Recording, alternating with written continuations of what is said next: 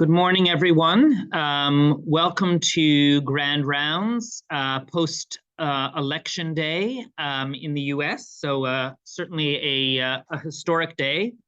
I'm delighted to introduce our Grand Round speaker. I'm going to introduce our speaker and then do our land acknowledgement because we have a video that Dr. Einboden has shared as part of the land acknowledgement, which I think will help ground us this morning and ground her presentation. So this morning's speaker is Dr. Rochelle Einboden, who is the Nursing Research Chair at CHEO, CHEO-RI, and the University of Ottawa. She's a scientist at the CHEO Research Institute, an associate professor at the School of Nursing and the Faculty of Health Sciences at the University of Ottawa.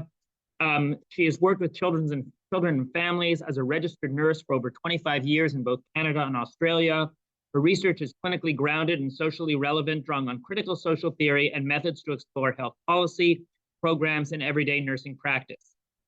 Committed to offering new ideas, perspectives, and possibilities to address health inequity and enhance social justice for children, young people, and their families, Dr. Einboden's research program is organized around three key priorities: informing and shaping social understandings of children, families, and violence; methodological innovation to support analyses of practices, discourse, power, and social positioning; and development of nurse-led equity-oriented care and policy across health and community services and settings. So we're very fortunate to have been able to recruit Rochelle back to Canada from Australia a number of years ago. The title of her presentation today is "The Invisibility of Children as Direct Targets of Coercive Control, a Critical Discursive Analysis of Family Violence and Child Protection Legislation in Ontario, Canada." With that, I'll go to our land acknowledgement. Ottawa is built on unceded Algonquin-Anishinaabe territory. The peoples of the Algonquin-Anishinaabe Nation have lived on this territory for millennia, and we honor them in this land. Their culture and presence have nurtured and continue to nurture this land. CHEO also honors all First Nations, Inuit, and Métis peoples and their valuable past, present, and future contributions to this land. And with that, I'm going to play this video. So I'm going here, right?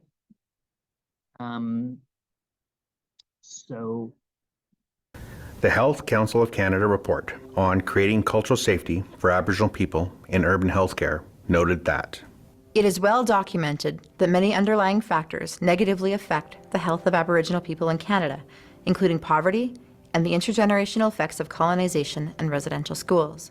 But one barrier to good health lies squarely in the lap of the healthcare system itself. Many Aboriginal people don't trust and therefore don't use mainstream healthcare services because they don't feel safe from stereotyping and racism, and because the Western approach to healthcare can feel alienating and intimidating. Health Council of Canada, 2012. Why is this? In order to understand this relationship, we must take a look at the way historical events have influenced Indigenous Canadians' perception of the health system. 29 segregated Indian hospitals were operated across Canada from 1945 to the mid-1980s. 7 of these hospitals were located in Alberta, more than any other province in Canada.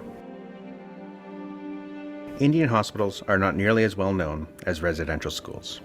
In fact, there is an almost complete lack of knowledge by most Canadians that such institutions ever existed. However, these segregated hospitals were incredibly damaging to Canada's Indigenous peoples.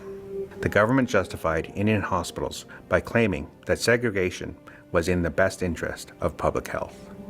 There was a prevailing notion that neither law nor treaty impose an obligation on the Dominion government to establish a health service for the Indians and Eskimos. However, for humanitarian reasons and as a necessary protection to the rest of the population of Canada, it is essential to do everything possible to stamp out disease at its source, whatever it may be within the confines of the country. Brooke Claxon, Minister of National Health and Welfare, 1946. Back when Indian hospitals were created, it was thought that Indigenous people were infectious and a public health threat to the rest of Canada because of tuberculosis outbreaks. These hospitals weren't specifically for tuberculosis patients. They also treated patients with all sorts of medical needs, including maternal health, injury, and various other diseases. Government staff were hailed as humanitarians and heroes, acting to protect the rest of Canada from perceived Indigenous contagion. Admission at Indian hospitals was not optional. People were taken from remote communities and transported to these facilities without their consent, without being given the opportunity to say goodbye to their family members, and without any knowledge of if or when they might be returning. Once admitted, patients were not permitted to leave. Many horrific things happened to patients of Indian hospitals, including physical and sexual abuse, forced sterilization, and nutritional experiments where patients were denied adequate food and basic dental hygiene. Invasive surgery was performed without the use of general anesthesia, using only local anesthetic while patients were still awake. Traumatic procedures, including removal of ribs and cutting out portions of lungs, were performed. Hospitals were understaffed, overcrowded, unsanitary, and poorly maintained. Contagious patients were not isolated from other patients, and as a result, disease spread quickly. Staff at the hospitals could not speak the same language as their patients, and people were not given any information about how long they would need to stay there. Many people didn't even know their loved ones were in the hospital. As a result, people were buried in unmarked graves on or around hospital grounds, without proper ceremony or protocol, and without notification of family members. What sort of impact did the Indian hospital system have on people? And why are hospitals and health centers intimidating for many Indigenous people today? Indian hospitals, combined with other colonial influences, including residential schools and the 60 Scoop, contributed to feelings of disdain and mistrust of all government institutions, specifically healthcare institutions. The intergenerational trauma lives on today and is a major contributing factor in the way that healthcare is perceived by Indigenous people. Intergenerational trauma is the transmission of historical oppression and its negative consequences across generations. There is evidence of the impact of intergenerational trauma on the health and well-being of Indigenous people, and on the social disparities faced by Aboriginal peoples in Canada and other countries. Understanding this history, what can Alberta Health Services do? Alberta Health Services is seeking to repair this relationship and move towards reconciliation. As a provider of health care for all Albertans, Alberta Health Services has committed to follow the Truth and Reconciliation Commission's calls to action and address health-specific concerns in a culturally appropriate way. These calls to action are: Number 18, acknowledgement. Recognize and implement healthcare rights. Number 19, establish measurable goals and surveillance of health indicators, close gaps in health outcomes. Number 20, address distinct health needs of Métis, Inuit, and off-reserve First Nation people.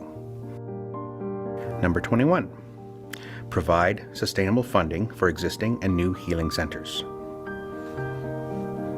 Number 22, incorporate traditional healing practices administered by Indigenous healers and elders. Number 23, increase Indigenous representation in the healthcare field. Ensure retention, provide cultural competency training. Number 24, medical and nursing schools in Canada are to offer mandatory courses dealing with Indigenous health issues.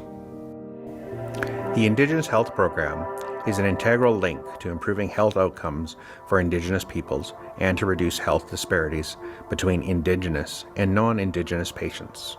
Some of the ways the Indigenous Health Program is making a difference include Elbow River Healing Lodge in Calgary at the Sheldon Schumer Health Centre, Indigenous Wellness Clinic in Edmonton at the Royal Alec Hospital, cultural helpers and traditional wellness counselors available throughout the province, Indigenous hospital liaisons on site at many hospitals, cultural competency training available for all Alberta Health Services staff.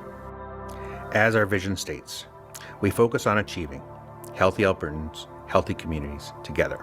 As an organization, we must focus on addressing racism and acknowledging biases against Indigenous people.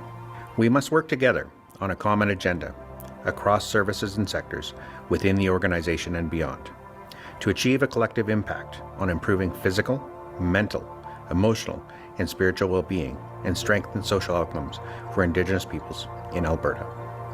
Together, we will work to acknowledge the traumas of the past for Indigenous peoples in order to create a common space for reconciliation and healing.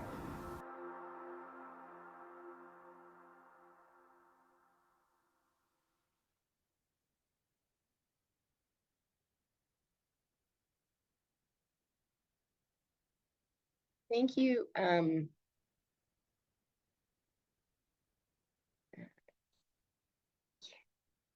Oh, I just need to find the toolbar.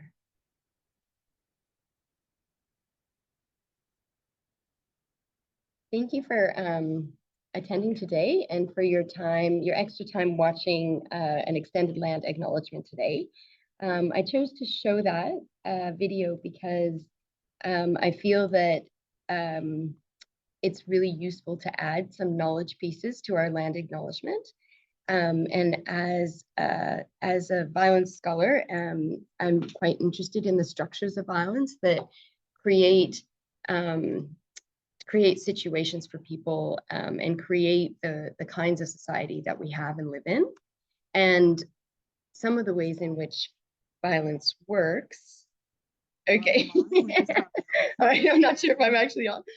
Some of the ways in which violence works is through structures, and many of those are particularly as we live in this time of remembering and reconciliation. I think it's important for us to understand the society that we live in. And that little video by Alberta Health I thought was exemplary. It was done for the Truth and Reconciliation in 2024. There are other resources and videos. I haven't seen one same from Ontario, but I look forward to that in the future. But there are lots of resources. If Indian hospitals is something new for you and you didn't know about them, which I find a lot of health providers saying, then I would encourage you, as part of your commitment to truth and reconciliation as a healthcare provider, to seek out the resources. There are lots and a growing compilation of really excellent learning opportunities and resources online. So as I said, I'm interested in structures of violence, and that's what my talk is about today. I'm speaking today to you about a research project that's in the works. So we've been working together on this project for just under a year, maybe approximately a year. And what I was interested specifically in is the legislative changes to coercive control in Ontario and internationally. And I'm not sure how familiar people are with this topic. So I'll take you through kind of what coercive control is and some of the legislative changes. I first wanted to ground it in that we don't have to look very far to see the effects of coercive control and violence in our communities. So I just wanted something kind of recent to ground this talk in. When I did a quick Google search, I found that only in the last week, there was a woman, an Ottawa woman, murdered in a park here in Ottawa in front of her children by a man from Montreal who had a domestic relationship with the family member who was of the victim. And to me, that's like red flag for coercive control. And you'll better understand that as I go through the talk. It may or may not be. I don't know the context or all the details of that case, but it certainly strikes me like a likely situation. Coercive control is becoming much better understood as the kind of underground, the violence that is often invisibilized or not considered as important as physical incidents of violence. When we think about how we respond to violence as healthcare providers, we're very interested in supporting people who had physical incidents of violence, and we're less equipped to deal with the patterned violence, the insidious stuff. But I think that the really important point to that is that often that insidious stuff is precursors to femicide. And we see that again and again. Femicide is a huge issue. In Canada, a girl or woman is killed every 48 hours, most often by male partners or family members, and in private homes. So thinking about that in the context of health and our roles as advocates and understand violence and health, I think this is a really important area that's often not we're not as comfortable discussing. In Ontario, just since November 2023 to July 2024, 42 cases of femicide occurred here in Ontario. 1 in 5 of these were young women under the age of 18. So not only is it a major issue for health, it's a major issue for pediatrics.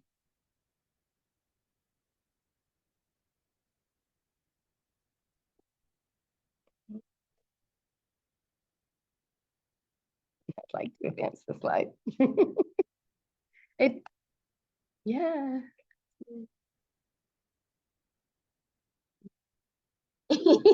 There's gremlins in the system. So yeah, so today we'll talk about what coercive control is, how it operates, how it's supported by patriarchy, and other dominant social relations of power. We'll explore and disrupt some common notions and myths related to coercive control. We'll look at provincial and federal legislation reforms related to coercive control, and I'll show you how recent that is. It's really a bit of a moving target, and how children are addressed in these reforms. And then we'll talk about some challenges with our ability to identify children as direct targets of coercive control within dominant ideologies. So ideas of paternalisms, best interests, social positioning of children without agency in society, and legal structures that are oriented to retributive types of justice are problematic when we think about the issue of coercive control for children. All right, so just to kind of give a high overview of some dominant understandings of intimate partner and family violence. We often think of them as occasional eruptions of physical violence. We have the discourse of why doesn't she leave? So we have this idea that the women choose to stay in violent relationships. We tend to disconnect issues of intimate partner or family violence from social relations of power. And we think of them as unrelated to social inequities or social hierarchy, but they're quite embedded. And so these are things that we're learning as we learn more and look more closely at how violence works in our society. We often think of children as used as mechanisms to harm their mothers in cases of coercive control, or as harmed by exposure to the abuse of their mother. But we have a harder time seeing them as direct targets, and I'll explain why. So to understand coercive control really requires us to disrupt some of these dominant ideas about intimate and family violence. We need to see interpersonal violence as a problem produced and sustained by social inequities rather than by bad individuals. We need to create new ways of thinking about family violence as nuanced and normalized versus as discrete acts of severe physical violence. We need to appreciate coercion and controlling behaviors as serious and dangerous forms of violence. And these are even more dangerous than incidents of physical violence because they're more likely to escalate to serious harm, including femicide. So if we want to talk about coercive control, what is it? The conceptual origins of coercive control really came out of a pattern recognition in the 1970s. So there was an awareness as shelters were set up with the women's rights movements, as shelters were set up in the 1970s in Canada and across North America. And with that opening of women's shelters, people heard the same story. There was a common thread, a common story. It was a recipe of how they were experiencing their unsafe relationships and their unsafe homes. And so that's when the literature started to talk about coercive control. So here's just a few quotes, and I'll go through those later, but you can kind of see 1979, there was a paper that first conceptualized coercive control. And it was a social worker, Stark, in 2007, when he wrote a book about it and really detailed the stories of the families he was dealing with, that it got a lot more understanding. So what is it? What does it look like? The recipe looks like establishing trust. So you hear terms like love bombing in our society, but it's key that the relationship starts with trust, Then the subject is isolated, social resources are eroded, relationships are broken down, and this is a slow process. It's like a process of grooming.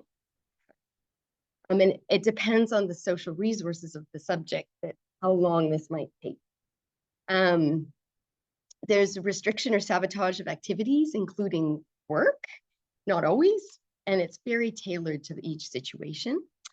Enforcing trivial demands, so slowly eroding someone's boundaries, and with escalating compliance, because you maybe don't want to do that, but oh, it's too hard to have this fight again. Oh, just whatever, it makes them happy. That's fine. False confessions, like constantly being accused of having an affair or being attracted to someone else. So it can go from that to like criminal acts. And we can see this in some of the significant cases of child abuse too. We can put some questions on that looking back in Ontario's history. It's key that the perpetrator demonstrates omnipotence. So they might do that using surveillance technology, stalking. Strangulation there's no better way than strangulation to demonstrate omnipotence. And we know that strangulation has now become a usual sexual practice in our young generation. So it's no longer this thing that's, very strange, but young people are engaging in strangulation as a guy in the guise of heightening pleasure. And so this is becoming quite normalized. Monopolization or altering perceptions, including exhausting someone, causing them to have confusion or doubt about situations or relationships. Like, why are you so committed to that person? They seem to be undermining you. They're not good for you. I'm good for you, etc. And then humiliating or degrading. So using secrets or intimate sharings to then blackmail, humiliate, etc. when they've been shared in trust. And then threats. So more often there's threats to others. So threats to family members, threats to humiliate, threats to pets, and that kind of thing, more often even than abuse. So the small acts of physical violence in this context of this pattern can be very, very effective. And in fact, as the power escalates, you don't need as much violence. And when the power decreases, you need more violence. So depending on kind of how it lands and the situation. And it tends to be ongoing. So coercive control, unlike other forms of violence, coercive control often persists after the resolution of the relationship through any means of contact. So this is where we're seeing things like litigation abuse, so the court system being used to punish or control someone. So really, when we think about this is a crime of liberty. It's not a physical crime, it's a crime, it's a political crime. And the primary harm is in relation to someone's agency. It's characterized by fear, there's an erosion of a sense of self, and it produces a strong sense of entrapment. And that works particularly around omnipotence, so the belief that somebody has control and can engage and carry out the threats that they have placed. And if we think about the woman who was killed in Ottawa, that's why I have a red flag. This is a family member of someone who was in a relationship, family member. So that's why I'm like, ooh, that could, I don't know, but it's something that came up for me now that I've studied this. So common myths around coercive control is that women who fall for this kind of pattern must be weak. And so we have that idea that, oh, it can't happen to me. But we can see across social settings, across social positionings, it can happen to anyone. Women who are marginalized or have less resources, and women actually, are more vulnerable to this because of the context of their lives doesn't allow them the resources to address this kind of violence. Even when they do, it still works, which is really interesting. Same-sex relations with power inequities can follow the same patterns. And of course, women can use these techniques of coercive control. The thing is, it rarely leads to serious harm. So the patriarchy supports this kind of violence. And so women, while they could use it, it just doesn't go as far, and it isn't so deeply supported by society. No one is immune. Coercive control is considered in political ways is the worst form of torture that you can engage in. There's an example in the literature by Biderman, and this is what the feminist theorists, once they were opening the shelters, they noticed, well, this sounds like what Biderman was talking about in relation to the political prisoners, the US airmen who were contained in North Korea. What happened to them was coercive control. So they thought initially they were brainwashed, but then they looked back and no, it was actually the pattern of coercive control was used on the prisoners. So when the US airmen were caught, they were kind of befriended initially by the guards. They were given cigarettes and given, you know, a bit of freedom and liberty. And then they went through the pattern of isolating, keeping them awake, engaging this. And what happened with that technique was, even with very minimal physical violence, the kind of elite US airmen had unprecedented cooperation with the North Korean army. And the thing is, they were aware that they were informants, and they also felt agency within it. They felt that they were agreeing to it, which was really interesting, which meant that they had huge amounts of shame around it.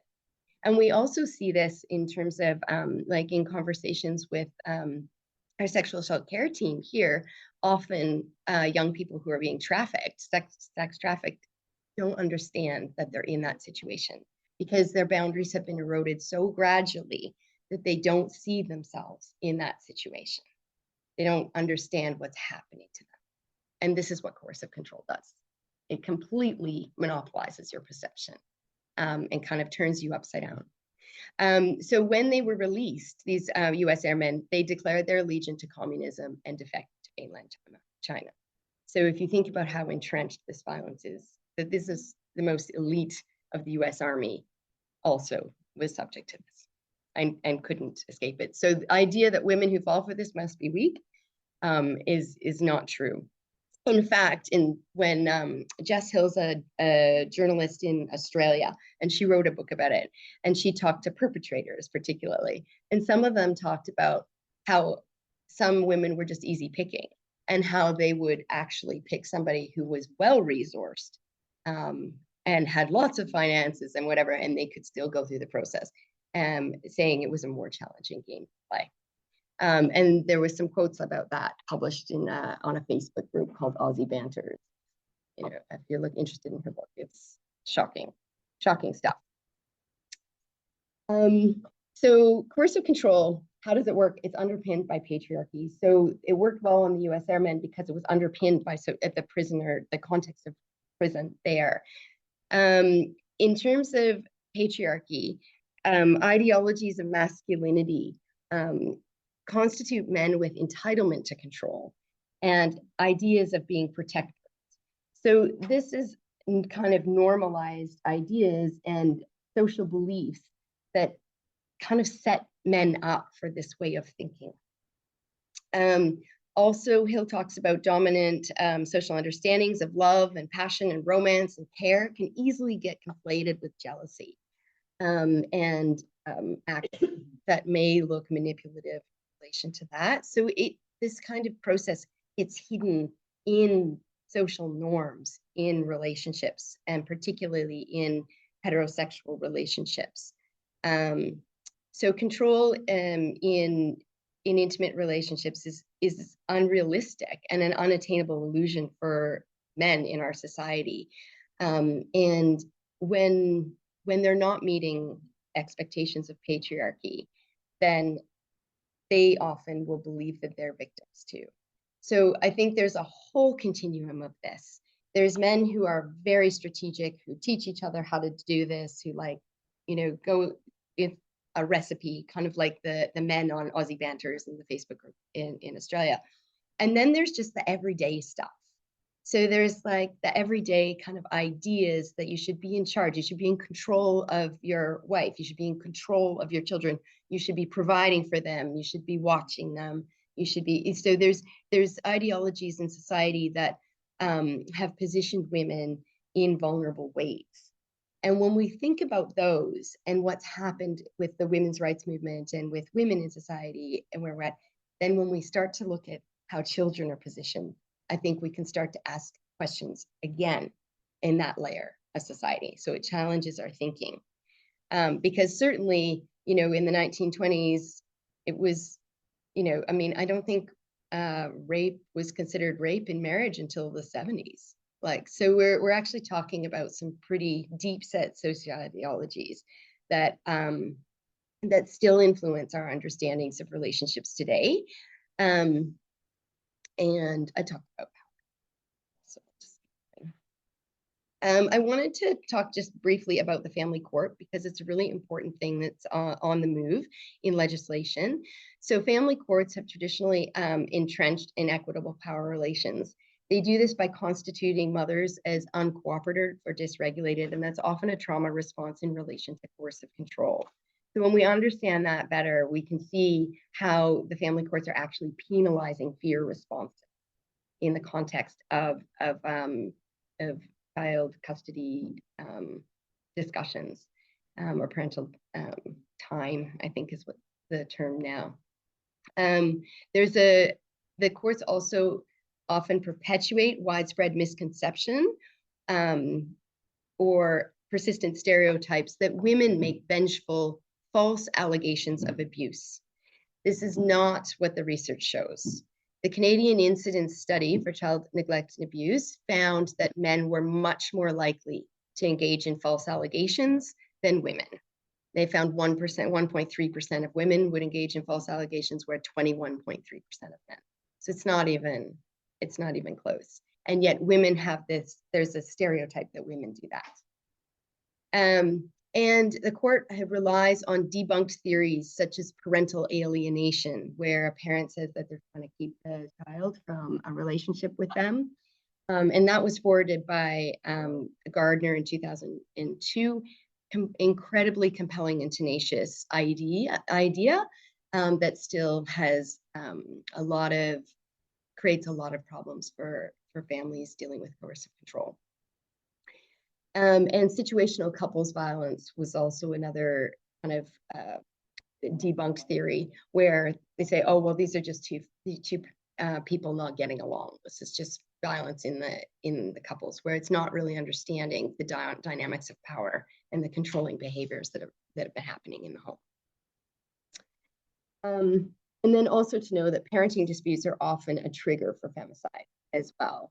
So the system often constitutes this out of the blue. There was no previous physical violence. All of a sudden this happens, and it's like, what happened there? But it's actually, we're starting to see this pattern as it is. So like I said, with children, they've only recently been understood. Well, even intimate partner violence has only recently been understood as a form of child maltreatment. That's really kind of changed in the last decade or two. The first Canadian incidence study in 1998 didn't collect details about intimate partner violence in relation to child maltreatment. That went in a category of emotional neglect. And so now the incidence studies have changed to include that. And we're seeing most cases of child abuse and neglect fall in that category. So it's a huge problem in relation to children's safety, and a likely much larger problem than severe cases of physical abuse that we tend to focus on in healthcare. And then there's been a bit of a recent shift with popular media, academic discourses, and legislation has really started to appreciate the dangers children face as a mechanism of manipulation in the context of coercive control. And in Ontario, Ciara Keegan was I don't know if people are aware of Ciara Keegan's case, but she was taken off the cliffs at Scarborough Bluffs by her father in an act of homicide-suicide time in the context of coercive control in that family. So it's dangerous for men too, actually. So when it ends in suicide, there's a lot of these, when it ends in femicide, there's a lot of suicide related to that. So these men who kind of take out their whole families and then kill themselves. This is generally that picture of what's happening. So it's dangerous for all of us. It's dangerous in our society as well. So we're starting to reconceptualize coercive control as a strategy for dominance. And then when we understand it that way, we can kind of see how children can be, they're not just passive and they're not just witnesses, they're actually direct targets. And then when we start to think this through more, we can see the same pattern emerging. So there's a couple of studies, Callaghan and Katz, 2016 was Katz, and then 18 was Callaghan, where they actually talked to children about their experiences of coercive control, and they found the same kind of patterns and the same kind of stories that their mothers were telling. So control of activities, narrowed space for agency and action, isolation, and then children's feelings of being responsible for this. So, and that's often how the violence works. And there was also documents of how they tried to preserve a sense of agency within the context of coercive controlling behaviors in the family. And women tell stories of that. So when we have that kind of idea, well, why doesn't she leave? Well, there's all kinds of strategies. And often women talk about not leaving because then they can't supervise the time of the children. And they know that that child then will be a mechanism to get back at them. And so we've seen that Carrick-Keegan is a case in Ontario where we've got criminalization of coercive control now on the table at Senate, and it's through its second reading. So we're coming up to that. So in terms of legislation, international legislative responses to coercive control started in the early days in Tasmania, but really have kind of gained some traction since 2015, England and Wales, Ireland, New Zealand, Scotland, 2018. Australia is considering a national approach to reform, and they've got states doing their own things at this stage. Some countries have criminalized and some haven't. There is issues with criminalization. There is issues even with this legislation because it's pretty new, and what they're finding is it also can be used against the women in these situations. So it's pretty complex, and there's lots of discussion in the literature about how to go about it. In this particular study, I wanted to explore how children are considered in relation to coercive control within those legislation reforms. So looking at the acts and how they've included coercive control, particularly in intimate partner violence, and that's what's being looked at in Canadian legislation right now, is a criminalization of coercive control for intimate partner violence. How does that fall out for children? If children are now starting to be understood as direct targets, what does that look like? So that's what we looked at together. So I worked on this project with 4 undergraduate students early last year, and a PhD student, Andrea, who's in the back there, and their names are also on the front. And we had lots of conversations about this. And it's very productive to have conversations with young people about this issue because they can see the patterns of control in the context of their social position as young people. So it's really an interesting project to engage with them in. So we wanted to better understand the ways in which social and legal structures either interrupt or stabilize the impact of coercive control on children. And to do this, I used critical discursive analysis. So I used Fairclough's dialectical relational approach. It's a methodology often used in social sciences, and it looks at social problems and social inequity. So it's aimed to disrupt that. So it looks at language, it looks at semiotics, so how we make meaning through language and other social structures to understand society, to see the things that are sort of hidden in plain view, for example. It understands discourse as social cognition, so the way that we constitute social practice through language. And it also supports a research agenda that has a specific interest in addressing inequities, which are produced and entrenched in social practices. So it's about kind of looking at the structures, so legislation, institutions, ideas about, how women should be or behave, what violence is, what's acceptable, what isn't. So those kinds of structures are written in legislation. They're also in practices. So they're practiced in relationships, they're practiced in, nursing practice, for example, healthcare work. So you can see when you go back and forth between how the practices and the structures, you can see how it's landing and how things are shifting and changing as well. So we wanted to generate knowledge that when you use discourse analysis, you generate knowledge as a resource for reconsidering dominant social understandings, which shape responses. And it's really hopeful because then you can make change. So when you understand what's happening and what are the kind of ways in which we're understanding something that often is invisible to us. And this is why discourse is really important, because the language can give us clues. And there's a whole bunch of tools you can use to look at the clues that are generally so normalized or naturalized or understood in ways that we don't see them anymore. So that's why I use this approach, and that's an approach that I've used in my PhD study as well when I looked at nursing responses to child neglect. So in terms of Canadian legislation changes, we've seen in 2020, we had Bill 207, which meant amendments to Children's Law Reform Act, the Family Law Act, and the Courts of Justice Act. At the parliamentary level, so in the federal parliament, we've had really significant changes to the Divorce Act. And that's where the acknowledgement of the family courts as being quite problematic in relation to these cases was amended or was trying to be ameliorated. And then we've had a series of bills in the criminal code. The latest bill is a Bill 332, and it's in Senate for the second reading. I have, here's the update as of a couple of days ago. There is a sitting on October 22nd, and the speeches aren't posted there yet. But if you're interested in the newest evidence and what's happening in terms of the space, you can go in there and they cite example situations. The senators are actually talking about this for right now. Chiara's law was passed in 2003, and that's what sits in the criminal code right now.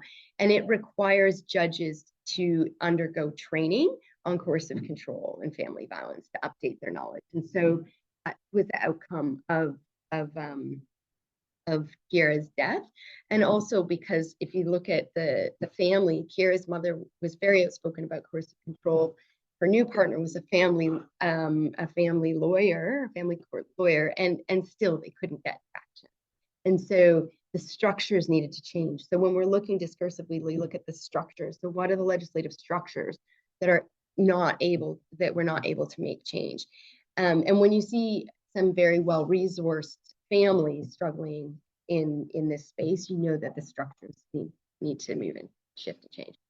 But they also tell us about where we're at as a society, what our understandings are, what our dominant beliefs are as a society. So that is on the move at the moment.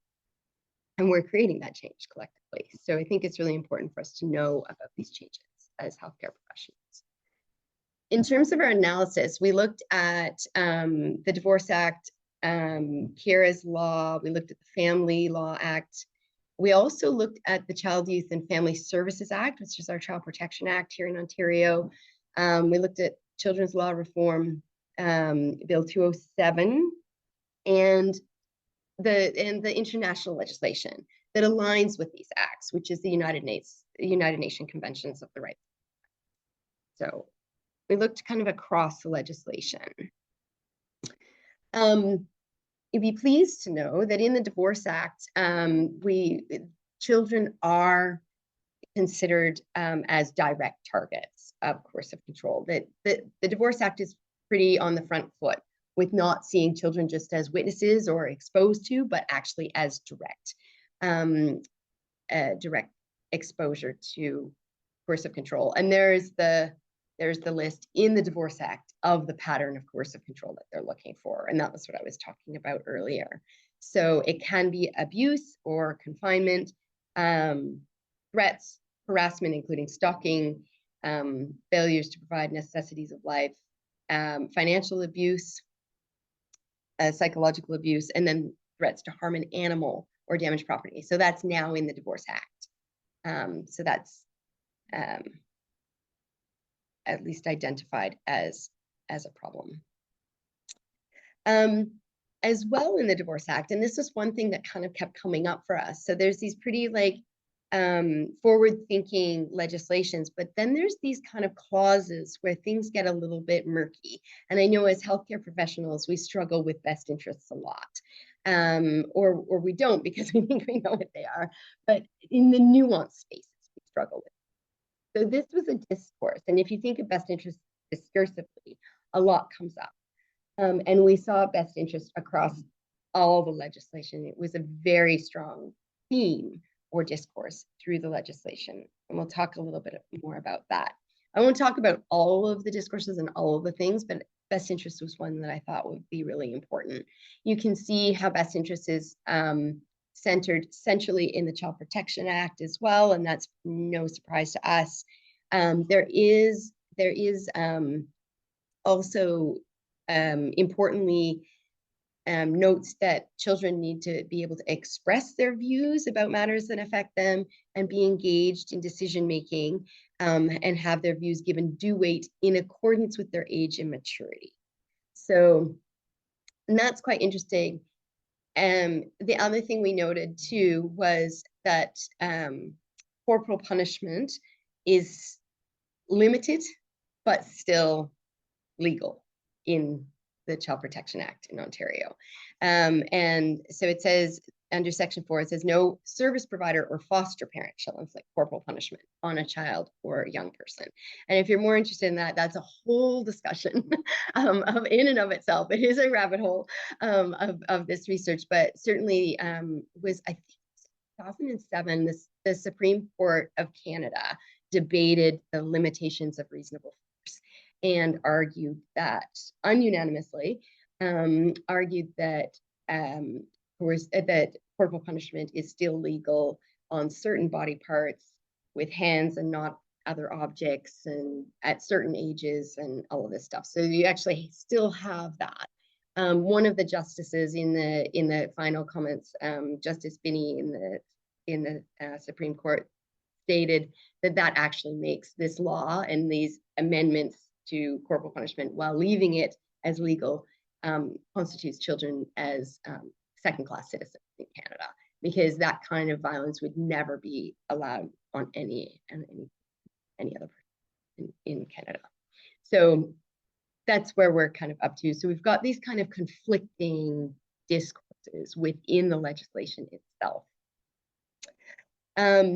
Interesting as well, in relation to coercive control specifically, Section 2 talks about the child, they talk about if, and this is where discourse analysis helps.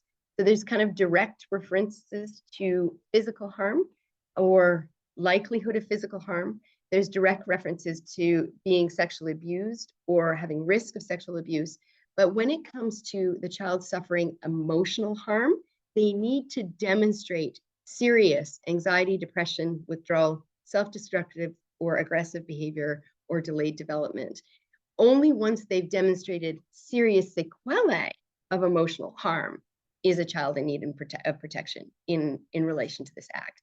And that's out of step with physical and sexual abuse, which is super interesting when it comes to coercive control, because coercive control isn't in the Child Protection Act in Ontario specifically. The reforms haven't gone there. And so it would fall under emotional harm, and then they have to demonstrate serious anxiety withdrawal. That's actually not a problem, because people experiencing coercive control will demonstrate significant anxiety, like in a way, like, but it tells us something about who we are and what we believe is appropriate treatment of children when examined this way. So this is what discourse analysis can do for us. And, you know, if we thought about coercive control and putting coercive control in to the Child Protection Act, leaving emotional harm like this actually tells us that we're not there. We're not on the right track. So it shows us kind of contradictions in what we believe is appropriate treatment of children. So there's also determination of best interests. While children's views and wishes are given weight according to their age and maturity, generally the decision for best interest still falls to adults, so caregivers, parents. And so I think that's something that's also contradictory in context of this. So our kind of key findings, and just as a very quick summary, is that the legislation reforms are kind of on the front foot in many ways, particularly the Divorce Act. And we will likely see a criminalization of coercive control in the criminal code with the bill that's in Senate right now. However, we still see contradictory discourses within the context of the legislation itself. And here we can see underlying norms that contextualize the laws, which make it difficult to imagine children as direct targets of control. So things like children's agency being limited by best interests and determinations by adults is in question. And for us, it's like, well, of course we would have to determine their best interests. But I think that those paternalisms, we had those for women 50 years ago. And so if we think about it like that, can we imagine something different? Can we imagine our relationships with children differently in the context of our society? And if we were to imagine that, what would it look like? And this is, I think, how we start to move forward. So the other problem for children, and I haven't talked much about it yet, but we'll be kind of discussing it more in the paper, is retributive justice as a means of protection. So this kind of response falls flat in relation to family violence and coercive control, because it's not about bad individuals. It's actually about social norms and understandings and social inequities and positionings. So we need to address that rather than thinking that we can just identify a few bad apples and change the way that things are for children. So I've spoken to much of this. There has been some critiques of best interest in relation to the United Nations Convention of the Rights of the Child. There is a discussion in the literature that's been kind of had about that. And so we're drawing on some of that literature to unpack how best interests might actually undermine our ability to address coercive control for children. And then retributive justice, like I've mentioned already. And so then we come back to what is coercive control. And if we think of it as a crime of liberty and the subordination and domination of one human being to another, a situation where we erode a sense of self and social, emotional, and financial resources, access to those resources in society. It's a sense of entrapment that removes a person from full participation in social life, where the primary harm is political. Then I'm asking the question, is this actually so far away from the usual ways we engage with children in our society? And what's going to need to change in order for us to see coercive control acting in the lives of children that we care for? So,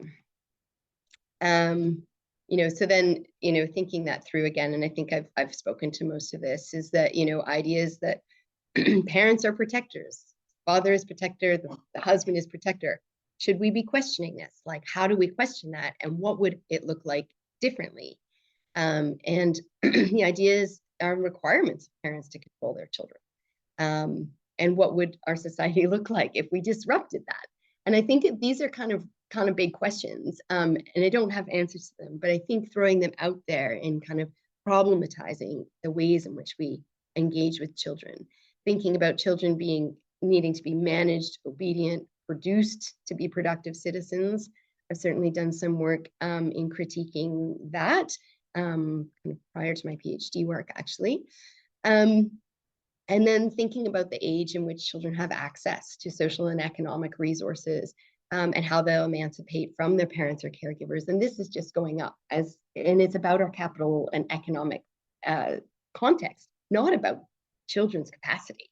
So, people are having, young people are having harder time being independent in our society. And so I think when we look at coercive control and our economic systems, we can take it away from that individual level and really see how it's functioning to organize. Right. Then we have to ask questions about how do we want our society to be. So I will leave you with that.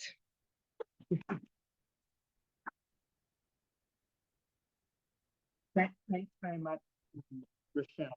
That was truly amazing. I don't know if I've ever sat through a grand rounds that I felt was actually haunting, and feel my heart rate going up during the presentation. And you know, I think you certainly had this had an emotional impact on me, and I'm sure on all the listeners. So we do have a couple moments for minutes for questions. How do I see who's online? So any questions in the room first? Dr. Scott.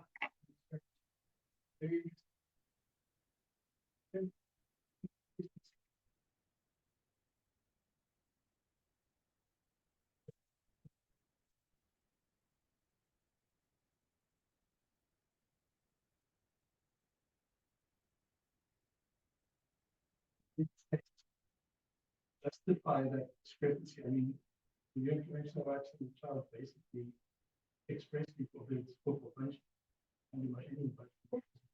So I'm just going to repeat the question quickly, summarize it for the people here. So the question from Dr. Christian Scott was around reconciling Canadian law and the UN convention. So. Yeah,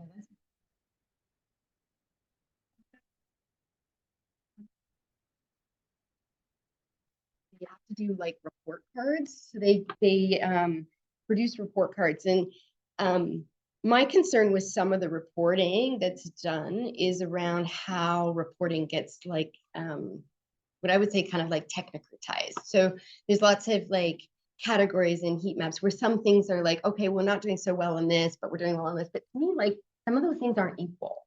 Like you know, things like poverty and a birth registry. To me, like, well, they're both really important, but when they get reduced to the same thing, I think we're actually covering up some of the things that we're not addressing. And we know that, you know, children 0 to 5 in Canada suffer the most poverty of any other age group, and we're not doing very well on that. We've got increasing youth homelessness in the region. We're not doing very well on that. So, you know, I think ratifying the UN Convention of the Rights of the Child without, there's no peace.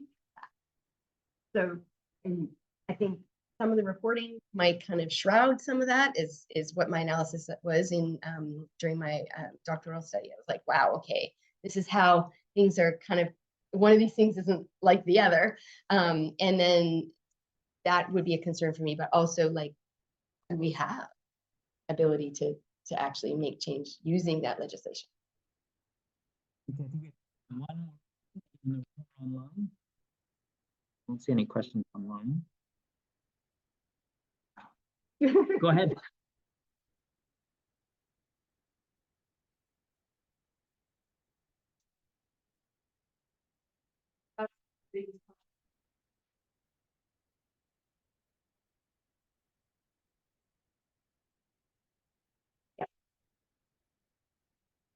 What does that do you think that looks like? If you can kind of point out if anyone has any ideas of that,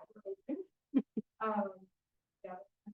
So the question raised is where we go next, and in terms of specifically engaging with children on this topic and what that looks like.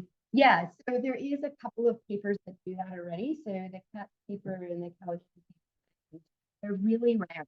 There's not a lot. So I do think it is really important kind of next steps is to engage with children and talk about their experiences. I also think a really key thing to be doing is talking with the people in power, like the adults, like how do we change our understandings? How do we start to disrupt things that we don't, like violence in our everyday, in the ways that we conceptualize things that we don't normally see. So yes, definitely engaging with children, but I think even just having these discussions, like I don't have the answers, but I am starting to see like, you know, some questions that we might want to ask in terms of our understandings and the ways that we think about how we are protecting or how we are taking care of children, particularly when we look at around coercive control, essential feature is financial abuse. Well, how does that figure with children when, children 0 to 5 suffer the most poverty and resources are not supported for young families? But legislation like taxation structures could easily fix that. Taxation structures for young families, changes in legislation and resources for young families. These are easy things to change and fix. It's about our values in society. We're not doing it, we don't value. So that's a great note to end on. Thanks very much, Rochelle. Really informative. And thanks everyone for coming in person and for joining online. Have a great day.